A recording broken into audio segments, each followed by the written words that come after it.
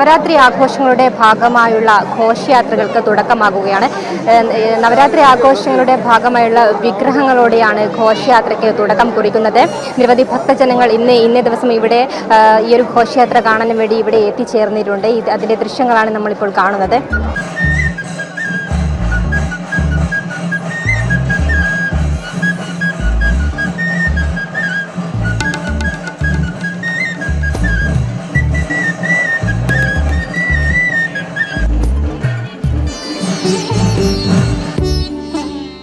പുതിയ തലമുറയുടെ ചരിത്രവും പാരമ്പര്യവും ഓർമ്മപ്പെടുത്തിക്കൊണ്ട് നവരാത്രി വിഗ്രഹ ഘോഷയാത്ര അനന്തപുരിയുടെ മണ്ണിലേക്ക് എത്തി. ഇതോടെ നവരാത്രി ആഘോഷങ്ങൾക്ക് തുടക്കമായി. പത്മനാഭപുരം കൊട്ടാരത്തിലെ തേവാരക്കെട്ടിൽ നിന്ന് സരസ്വതി ദേവി, വേളിമലയിലെ കുമാരകോവിലിൽ നിന്ന് കുമാരസ്വാമി, ശുചീന്ദ്രത്തു നിന്ന് 300 നങ്ക എന്നീ വിഗ്രഹങ്ങളെയാണ് ആചാരപരമായ ഘോഷയാത്രയോടെ ആനയിച്ചത്. സ്വാതി തിരുനാളിന്റെ നിർദ്ദേശാനുസരണം 1839 മുതലാണ് ഘോഷയാത്രയ്ക്ക് ഈ ചിട്ടയും സൗന്ദര്യവും ഉണ്ടായത്.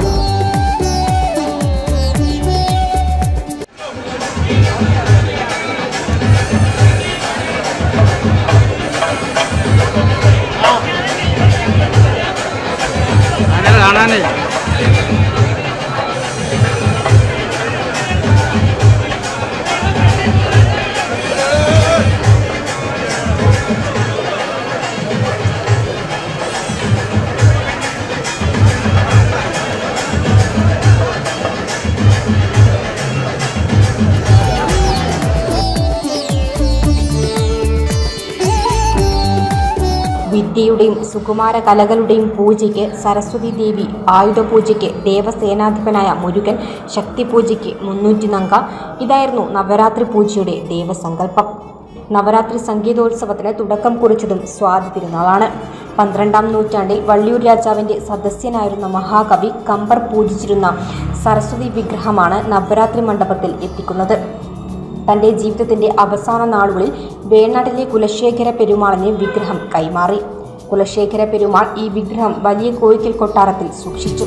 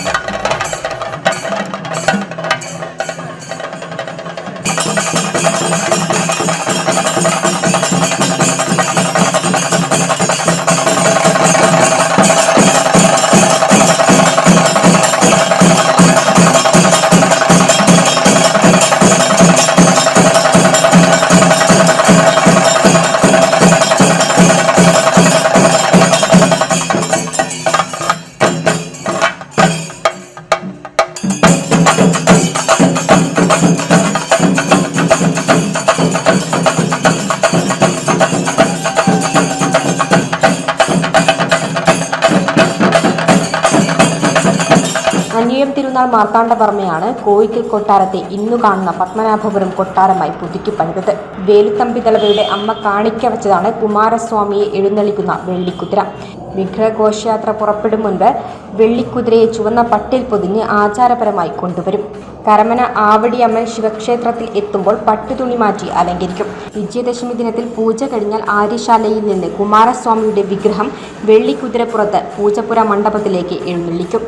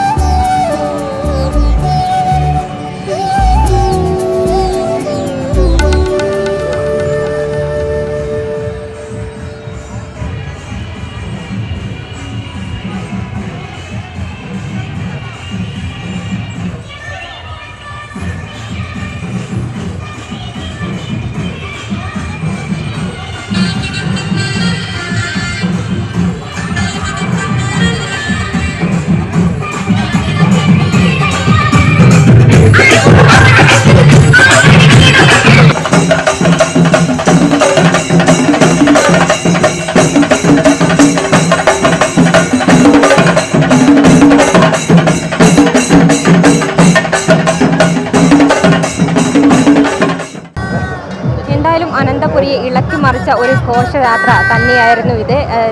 ഈ ഒരു ഘോഷയാത്ര ശ്രീ പത്മനാഭ സ്വാമി ക്ഷേത്രത്തിലേക്കായിരിക്കും എത്തിച്ചേരുക. കൂടാതെ ഈ ഒരു വിഗ്രഹം എത്തിച്ചേരുന്നത് കൂടിയായിരിക്കും ആഘോഷങ്ങളും പൂജകളും ഒക്കെ തന്നെ ആരംഭിക്കുക. കൂടാതെ ഈ ഒരു ഘോഷയാത്ര സമാപനം അടുത്ത മാസം 4-ാം തീയതിയായിരിക്കും. അതും വലിയൊരു ആഘോഷം തന്നെയായിരിക്കും അനന്തപുരിയിൽ. ക്യാമറമാൻ അനിൽകുമാറിനൊപ്പം അനശ്വര, വിസ്മയ ന്യൂസ്, തിരുവനന്തപുരം.